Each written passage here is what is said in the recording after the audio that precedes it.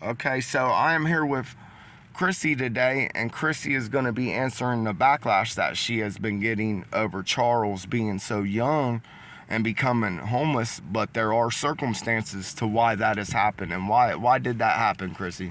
Okay, well, it started out back when Charles was about 2 or 3 years old. His dad became excessively abusive. His dad was an alcoholic, and he'd done pills. He didn't really do any hardcore drugs, but he was into pills, real deep and heavy, and into alcohol. About 3 years old is when the abuse started really hard. He would put Charles in the corner for hours on end. And if he would get sick, or if he had to go to the bathroom and would have an accident, he would get, and excuse my language, the holy dog shit hell beat out of him. It came down to eventually all the physical, emotional, and mental abuse being done, that his dad would try to get me to whip Charles for punishment.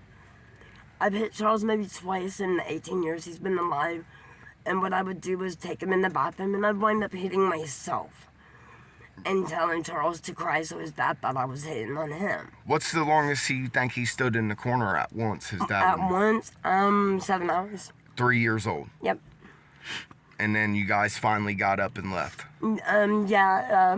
I had to watch what I was doing because Children's Service had given his back custody at 2 years old due to me having health problems and mental issues at the time. And so I had to watch how I would take care of situations. So about 13 years old, I finally got him out of there, and I told him that we was going to get out, and the way we was going to do it was anytime that I would tell him, hey, don't forget you need to bring a present today, somebody's birthday, and I would give him that date. Well, on that date, we would go and meet. And well, we finally met up, and it was end of summer when he was 13 that we finally got out of there, and we met up. He left to act like he was bringing a present, and I kept him for the rest of the time after that. It's been very hard.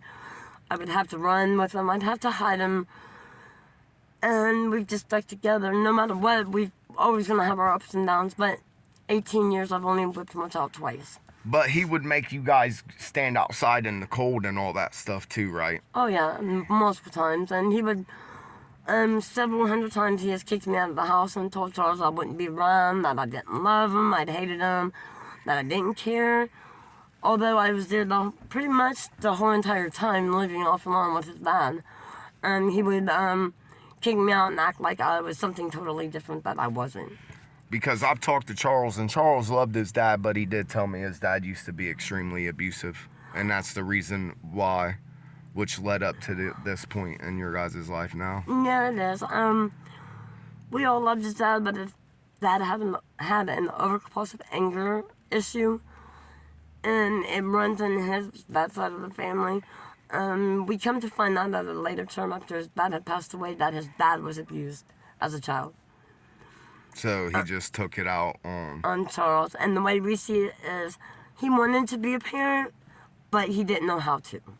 Okay. He thought being a parent was excessively beating your kid when they done something wrong, or excessively beating your child when he didn't do something right and said something else.